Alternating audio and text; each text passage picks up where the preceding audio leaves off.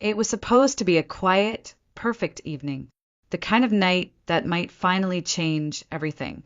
I had spent the whole afternoon in our small Portland kitchen, carefully preparing Dylan's favorite dinner: creamy truffle mushroom risotto, garlic roasted asparagus, and a freshly baked sourdough loaf I'd made from scratch the night before. I even lit candles, set the table with the good plates. Everything was intentional, precise, because tonight I was going to tell him. I was pregnant, 6 weeks along. Our baby, growing quietly inside me. He didn't know yet. No one did. Well, except for the woman who ruined it all. Joanne. Dylan's mother had moved in with us 9 months ago after her divorce. She said it was temporary, that she just needed a place to get back on her feet. But instead of healing, she had slowly poisoned the air inside our home. And tonight, she was the only variable I hadn't been able to control. She invited herself to dinner, brushing past my protest with a cool, "Family dinners are important, dear, especially when you've got secrets you think you're hiding so well." That should have been my first warning. I was already nauseous from the pregnancy, the kind of unrelenting sickness that doesn't wait until morning. But I pushed through, hoping tonight would be different. Hoping this meal, this night, this announcement might finally soften her, might make her see me. Instead, it broke me. I still remember the sound of her heels clicking against the hardwood as she walked toward Dylan. Just as I brought out the risotto, she placed a manicured hand on his shoulder and leaned in, whispering something too soft for me to hear. But I didn't need to hear it, because I saw his face. It changed in real time, from calm to furious, as if someone had flipped a switch inside him. His warm brown eyes went cold. His jaw clenched. He stood, so abruptly his chair screeched across the floor. "Is this true?" he demanded, staring straight at me. "You've been lying to me." I froze. "What are you talking about?" "Don't play dumb, Maya. Did you think I wouldn't find out?" Before I could even process the words, his hand shot out. The slap came fast and sharp. I'd barely registered the sting before I was stumbling backward, hitting the wall behind me. My vision blurred. My cheek burned. For a second, I couldn't breathe. Then came the nausea, violent, involuntary. My stomach clenched, and in front of both of them, I threw up. Dylan recoiled, disgust etched across his face. "Maya, what the hell?" His words cut off when he saw something fall from my purse, which had tipped over in the chaos. A small pink stick. He reached down, picked it up, and looked at the tiny window. 2 lines. His face drained of color. "Is this?" I was still on the floor, clutching my stomach with one hand, the other covering my burning cheek. "Yes," I whispered. "I'm pregnant." Silence. For one long, suffocating moment. The only sound in the room was the sizzle of asparagus still crisping in the oven. Joanne said nothing. Her lips were pursed into a thin, satisfied line. But even she hadn't expected this. Dylan looked at the pregnancy test, then at me, then at his hand. "Oh my God," he murmured. "Maya," he stepped forward. I flinched. He stopped. The man who had once held my hair when I had food poisoning, who used to leave me notes in my lunchbox, who promised to love and protect me in front of our families, had just struck me while I was carrying his child. Everything I thought I knew about him shattered in that instant. Then came the sound that would change everything. The front door creaked open. Tessa, our neighbor, stood in the doorway, her eyes wide, breath catching when she saw my red cheek and the wreckage around us. "I heard shouting," she said slowly, eyes scanning Dylan, then Joanne. "Is everything okay in here?" I opened my mouth, but I couldn't say the word yet. No, nothing was okay, and I didn't know if it ever would be again. I met Dylan on a rainy Friday afternoon at Juniper and Brew, the cozy little cafe tucked between Powell's bookstore and the old movie theater on 11th. I was sitting near the window, grading a stack of children's books for the library's reading program, when a man juggling 2 iced coffees and a phone in his mouth stumbled past my table, and knocked over my entire pile of paperwork. "Oh, God, no, no! I'm so sorry," he said, voice muffled by the phone he tossed aside to grab napkins. "Please don't hate me. I swear I'm not usually this clumsy." I laughed, not because it was funny, but because he looked so genuinely horrified. His efforts to blot the papers were hopeless, but endearing. A complete stranger, apologizing over and over, red in the face, trying to save a worksheet about dinosaurs. "Let me make it up to you," he pleaded. "Coffee? Dinner? A new stack of children's books." I remember looking at him, tall, messy hair, kind eyes, and saying, "Start with dinner." That was the beginning. Dylan was golden. Kind, attentive, funny in a way that didn't need to be loud. He was an architect with a deep love for old houses and a habit of sketching people when he thought they weren't looking.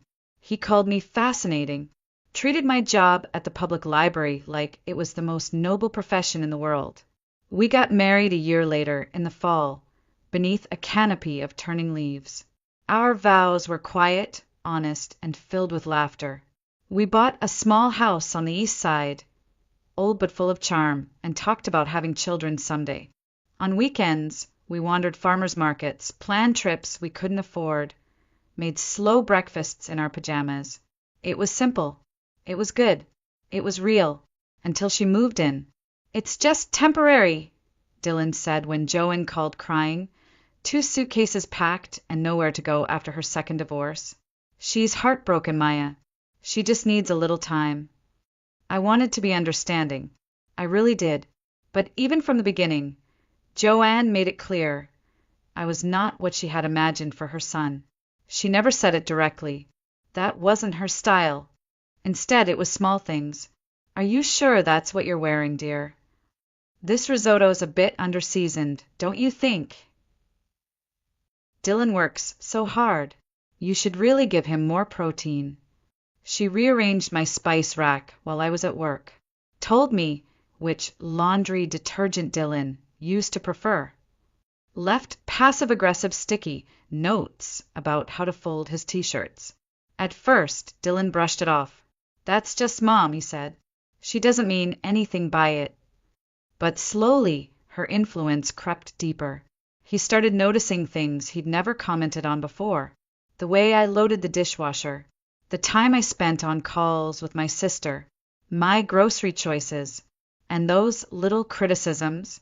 They always followed long, whispered conversations between him and Joanne, behind closed doors, over cups of tea late at night. Once, I overheard her on the phone. "She hides things, Dylan. I've seen her sneaking off to the bathroom. Probably stress. Or something else. Are you sure she's not keeping secrets?" My blood went cold. At the time, I brushed it off. I wanted to believe Dylan knew better, that he loved me enough to see through her need for control.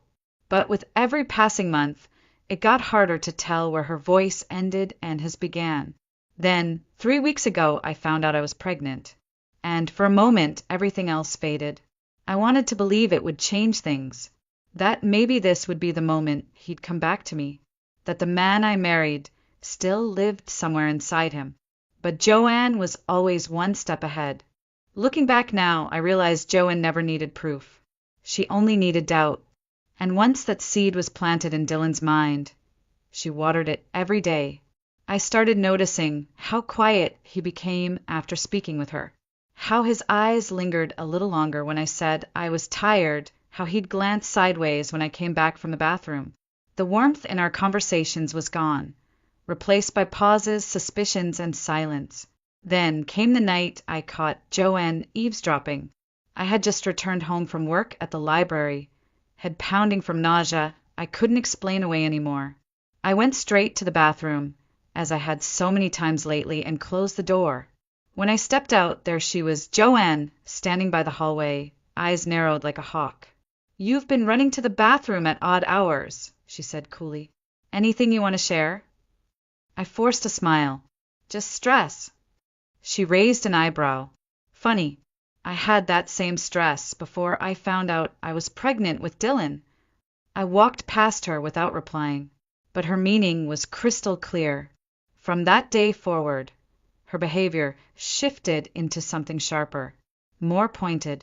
She began checking the trash cans. Just organizing, she claimed. She hovered while I cooked, criticized how long I left food on the stove. "Smells like someone's hiding something," she'd mutter, loud enough for Dylan to hear. And he did. He'd enter the room with that same tight jaw, ask if I was feeling okay, ask again and again why I'd been distant if I had something to say. But how could I? I wanted to tell him about the baby. I had this dream in my head, me, him, our favorite meal, candles glowing, and a little onesie in a gift box. That's how I wanted him to find out. Just the two of us, before the world and before his mother got involved. But fear kept stopping me. Not just fear of his reaction, but fear that he wasn't really him anymore, that he had become her. That maybe if she told him the sky was green and I was lying, he'd believe it. So I waited. I kept saltine crackers in my library desk drawer, claiming I was just cutting back on sweets. I blamed my exhaustion on a book drive. I told myself I just needed a few more days, a perfect moment, one quiet night where we could be alone, where maybe I'd feel safe again. That moment never came. Instead, Joanne made sure of it. It was a Wednesday. Rain clung to the windows like it always did in early spring. I was in the kitchen layering the truffle risotto, heart pounding, stomach churning, nerves tangled in 1,000 knots. The onesie, white with tiny forest animals, was hidden in a gift box by the table. I kept glancing at it, imagining Dylan's face when he opened it. But then I heard her voice. She was in the living room, on the phone. I couldn't hear everything, but the words I caught were enough. "She's hiding something, I know it. Probably having an affair, running off every chance she gets. My son deserves better than that." My hands shook as I set the dish in the oven. An affair? Is that what she told him? Is that what she whispered in his ear? It all made sense, his growing coldness, the way he flinched when I touched him, the way his questions turned from curious to accusatory. She was poisoning him against me, not with facts, but with fear, with manipulation dressed as maternal concern. And worse, he believed her. I stared at the oven timer, watching the seconds tick down, feeling the weight of every second I had stayed silent, every second I had tried to keep the peace, every time I swallowed my instincts and played nice. And I knew, deep down, that whatever happened at dinner that night would change everything. I just didn't realize how fast everything would fall apart. The next few hours after that night were a blur, of tears, of pain, of disbelief. Tessa didn't ask questions. She just grabbed my coat, my bag, and gently guided me out the door, shielding me from Dylan's stunned expression and Joanne's sharp voice echoing behind us. "She's overreacting, Dylan. You know how women get when they're hormonal." But the door slammed shut behind me, and suddenly silence. It wasn't peaceful. It was hollow. My ears rang from the slap. My body trembled from adrenaline and morning sickness. And my heart was cracking in places I didn't know existed. Tessa lived just across the street. Her guest room had once been a cheerful space for her niece, with lavender sheets and string lights around the window. That night, I collapsed onto the bed and curled into myself, clutching my stomach, terrified I might have harmed the tiny life inside me. "I called your doctor," Tessa said gently. "They'll see you first thing tomorrow." I nodded, unable to speak. The next morning, she drove me, held my hand in the waiting room, rubbed my back when I broke down trying to explain what happened. I'll never forget the moment the ultrasound monitor lit up. A small flutter, then the sound, strong, steady, beautiful, the heartbeat of a life not yet born, but already loved. Tears slid silently down my cheeks, not from fear or sadness, from something deeper. The sound wrapped around my broken heart and held it together, just enough. "Do you want me to record it?" the nurse asked gently. I nodded.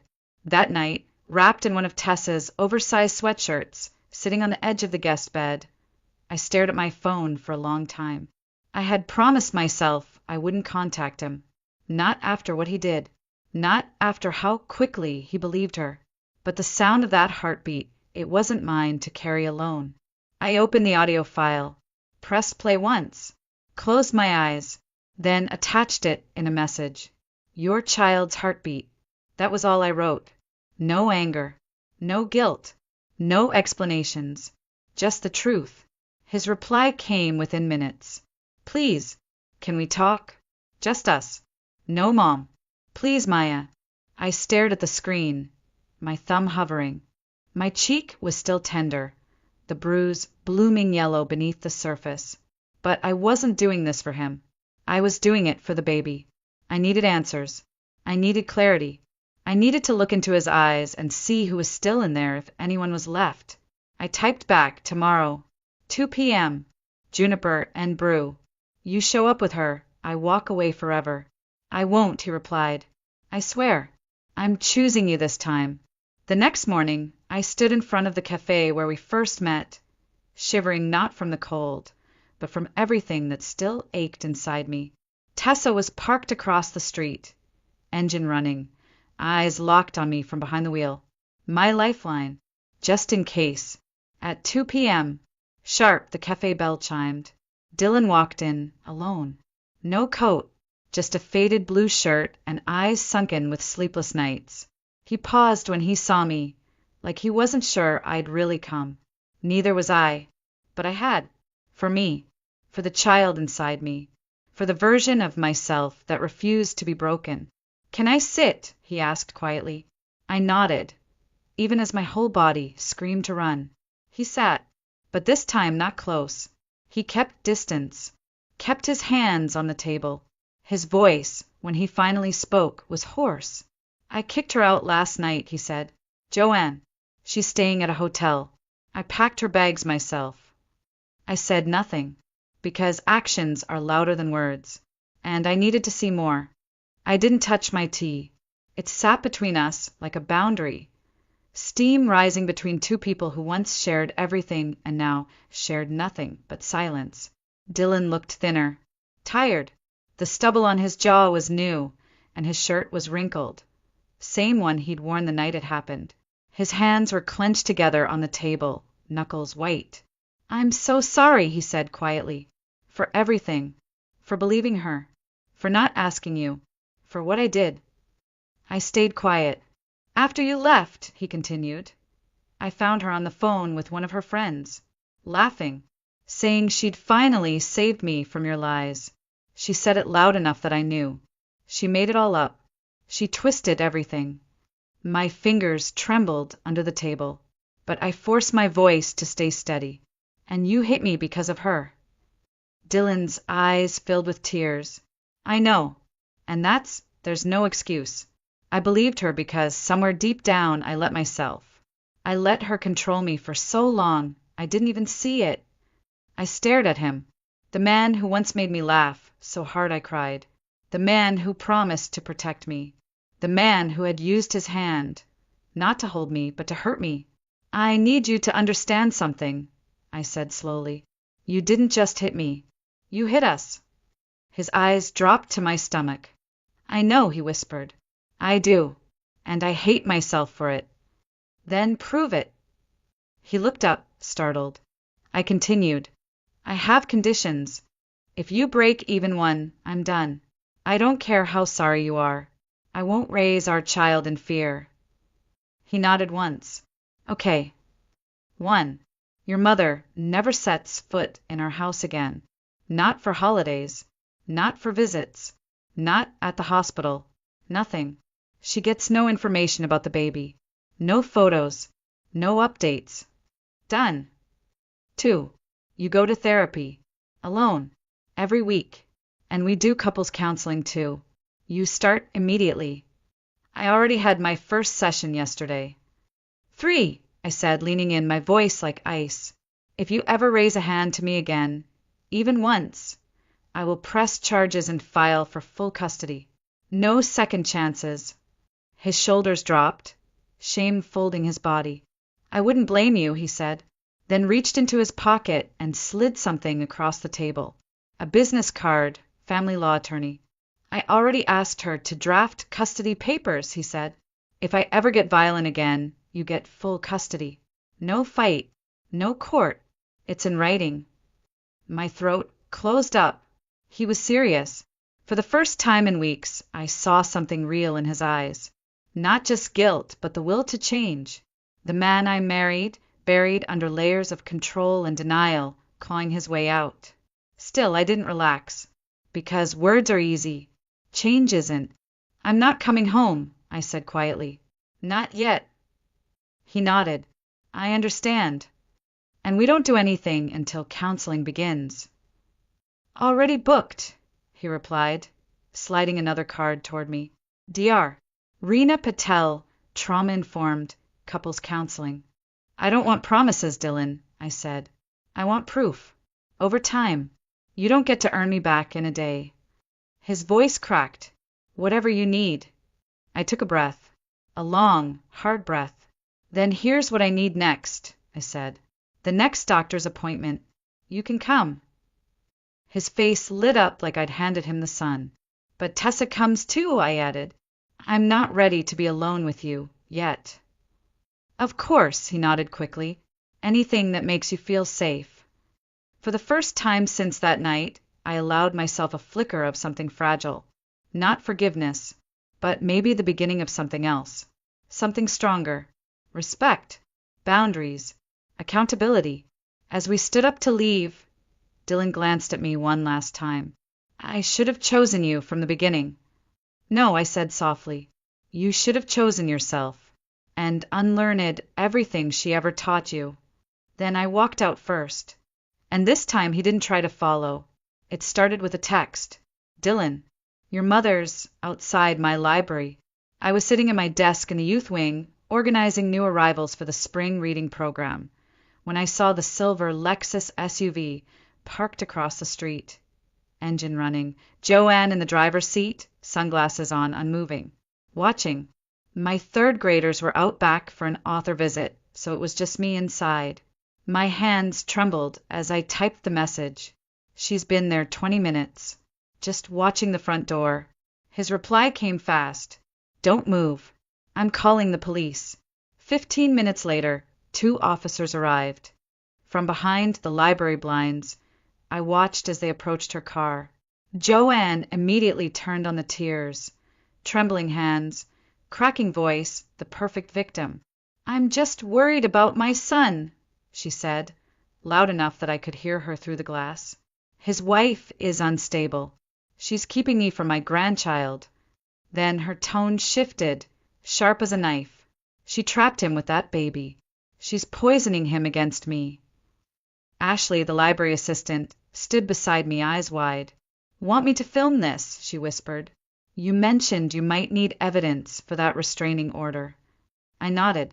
My fingers clenched the windowsill. But my heart had already begun to shift. Not with fear, but with clarity. This was who Dylan had grown up with. That night, during our couples session with Dr. Patel, I showed Dylan the footage.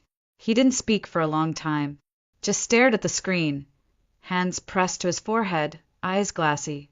I never saw it before, he whispered. She's exactly like when Dad left. She'd scream, cry, make herself the victim, and I always believed her version. Dr. Patel's voice was calm, steady. Generational patterns of emotional abuse are hard to break, Dylan. But every time you choose Maya over her manipulation, you're breaking the cycle. He turned to me. I want that cycle broken before our daughter is born. And just like that, it became real. Our daughter. The next week, I had another ultrasound. Tessa drove me to the clinic, and Dylan followed behind in his car. A precaution we'd agreed on. Boundaries still mattered. Safety still mattered. Inside, the technician smiled as she slid the gel across my stomach. Would you like to know the gender? She asked. I looked at Dylan. For the first time in months, I saw hope in his face instead of guilt. I nodded. It's a girl. My breath caught. A girl. A tiny future already growing inside me. I reached instinctively for my belly and for the first time, Dylan reached across the space between us and I let him. His fingers brushed mine. Gentle. Careful. She'll never know this kind of fear, he whispered. Not while I'm breathing. But Joanne wasn't done. As Tessa and I walked back to the car, we saw her leaning against her SUV in the parking lot. Her lipstick perfect, her eyes cold. Before I could react, Dylan stepped between us. He hadn't even hesitated. Leave, he said. Now. I have a right to know about my granddaughter, she snapped. You can't cut me out. You lost that right the day you made me hurt her mother. Joanne's face twisted. She's turning you against me, just like your father. She's tearing this family apart. Security is on their way, Tessa interrupted calmly, holding up her phone. The clinic's already been notified. Joanne's eyes darted from me to Dylan, to Tessa and back again, but something in her flickered. She realized, maybe for the first time, that she had lost. She backed away slowly, heels clicking, voice tight with rage. This isn't over. But we knew it was, because this time we were the ones drawing the line. That night, back in Tessa's guest room, I sat by the door. Dylan wasn't allowed to stay yet, we still weren't ready, but he sat outside, just on the other side of the wall. I filed for the restraining order, he said softly through the door, for all three of us.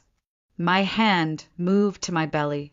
I closed my eyes, and for the first time since everything fell apart, I felt something I hadn't dared to feel in weeks. Not just hope, but safety. I returned home in the 5th month of my pregnancy. Tessa helped me pack, folded my maternity clothes with quiet care, like each shirt was a choice I had made for myself. Are you sure about this? She asked as we zipped up the last suitcase. No, I admitted, but I need to try. Not for him, for her. The drive back felt longer than it should have. My hands trembled slightly on my lap as we pulled up to the house. The same house where I had been slapped, humiliated, gaslit. But when I stepped inside, everything had changed. Joanne's things were gone. No more crystal figurines glaring from the mantel. No more homemade potpourri that made my eyes sting. No more photos of Dylan as a child with a handwritten note that said, "My little man, always mine." Even the walls had changed. Dylan had painted them soft yellows and greens, the same shades we'd picked for the nursery years ago, back when having children still felt like a shared dream. I got rid of the dining room table, he said quietly, appearing in the hallway like a shadow, learning how to stand in the light. Didn't want you to have to look at it every day. In its place stood a round oak table, warm, welcoming, no head of the table, no hierarchy, no throne for his mother to hold court from. Everything felt softer, but I didn't unpack everything. Not yet. We created new routines. Dylan would text before coming home, even if it was just from work. We cooked together, small things. He never assumed, never acted like he was entitled to closeness. He knew now everything was earned. Every decision about our baby was made together. No whispers, no interference. And then came the first test. At 7 months, a package arrived at my workplace, beautifully wrapped with a silver ribbon. Inside was an antique rattle, heavy, cold, engraved with EMW, Elena Maya Walker, our baby's initials. There was no note inside, just a small card slipped underneath the tissue paper. Blood is thicker than restraining orders. I stood there in the staff room, holding that message like it was a loaded weapon. I didn't cry. I took a photo, sent it to Dylan, and 20 minutes later, he showed up at the library, the rattle in hand, marching straight to our lawyer's office. She's testing boundaries, he told the attorney. I want that documented. That night, he found me in the nursery, sitting in the rocking chair we'd assembled the weekend before, hands pressed to my belly. I'm scared, I whispered. What if she never stops? Then we never stop either, he said. Every time she pushes, we push back, with truth, with the law, with each other. I won't let her near our daughter. We met with DR. Patel the next morning to build a full safety plan.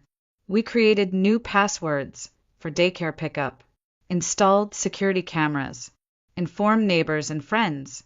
Even Tessa's partner Tom, a local police officer, agreed to be our emergency contact. Every step made me breathe a little easier. Then we got a call from the hospital. Someone had been calling, pretending to be my mother, asking about my birth plan. "Joanne, I'll change the registration," Dylan said instantly. "Different hospital. I'll register you under Tessa's address. No one else will know." I nodded, throat tight with anxiety. But I couldn't ignore what I saw in him now. How fast he moved, how thoroughly he protected. How different he was from the man who once stood silent while I cried in our kitchen. "You're doing the work, Dr. Patel said in our next session. "Both of you. That's what matters." And it did. Because the nursery we built together wasn't just a room. It was a symbol of reclaimed space, of healing, of the kind of love we wanted our daughter to know. Not the love that controlled, but the love that protected. Labor began at 2:13 a.m. on a Tuesday. It wasn't dramatic, just a slow tightening across my lower back that grew more frequent with each hour. By 4 o'clock, I woke Dylan. By 4:05, he was already in motion. He followed the plan exactly. Tessa was called. The hospital bag already in the trunk. The car seat secured. The cameras on. Front door locked. Back door double-checked. No signs of the silver Lexus. We drove to the new hospital registered under Tessa's address. Private maternity wing. Security briefed. Our OB already waiting. The delivery room was nothing like what I had feared. No screaming. No chaos. Just steady breathing. A hand holding mine. Dylan at my side. Tessa just outside the door like a sentinel. 12 hours later, after what felt like a lifetime of contractions and clenched jaws and whispered encouragement, our daughter arrived. Elena Maya Walker. Tiny, pink, lungs screaming with life. A perfect cry. 10 fingers, 10 toes, and eyes that opened wide before the nurse could even wrap her in the soft, green blanket. Dylan sobbed. He didn't even try to hide it. "She's perfect," he whispered, touching her foot gently. "She looks just like you." I held her against my chest, heart wide open, arms trembling not from exhaustion, but from love that cracked through every scar, every bruise, every broken moment before this. This was ours. This was what we fought for, until someone tried to take it again. An hour later, a nurse walked in holding a bouquet. White lilies, a simple card, to my first granddaughter. She'll need her grandmother soon enough. Blood is forever. Jay, I stared at the message. It wasn't anger I felt. It was finality. "Give this to security," I said calmly. "Have them flag the name. Anyone who delivers on her behalf, we want documented." The nurse nodded and left. Dylan didn't say a word, just stood, holding Elena's tiny hand, eyes hard with resolve. That night, Tom, Tessa's partner and our emergency contact, took the night shift outside our hospital room. He stood near the door like a quiet shadow, sipping coffee and scrolling his phone, ready to intervene at the first sign of trouble. But there was none, because Joanne knew. She had no power here anymore. 3 days later, we came home, not just to a house, but to a new life. The locks were changed. Security reinforced. The nursery lit with soft morning sun and a wall of hand-painted woodland animals Dylan had stayed up late to finish. "Welcome home, Elena," I whispered as I carried her in. The first nights were hard. Diaper changes, late feedings, exhaustion that blurred the days. But in between the chaos, there were quiet moments of peace. Moments where Dylan would rock her to sleep humming lullabies. Moments where we laughed when she sneezed mid-yawn. Moments where I looked around the nursery and realized I wasn't afraid anymore. At Elena's 1-month checkup, the pediatrician smiled. "She's thriving," she said. "Whatever you're doing, keep doing it." And we did, together. One quiet afternoon, As I sat in the nursery folding laundry, Dylan returned from the grocery store, silent. He stood in the doorway for a long time, Elena asleep in her bassinet beside me. "I saw her," he said finally, "at the store." My heart skipped. What happened? She tried to speak to me. I walked away, called the store manager, followed our plan. I exhaled. "And how do you feel?" I asked. "Sad," he admitted, "but steady." I didn't hesitate. Maya. Not once. She doesn't own any part of me anymore. He walked over, took my hand. "Our daughter will never have to unlearn the kind of love I grew up with," he said. "She'll only know the real kind, the kind that builds, that protects, that chooses over and over again." I looked at our child, sleeping, safe, surrounded by a future we carved out of wreckage. "You broke the cycle," I whispered. "No," he said. "We did." Outside, the sun was setting, painting the nursery walls in gold. We didn't just survive. We rebuilt. For her. And that made every scar worth it.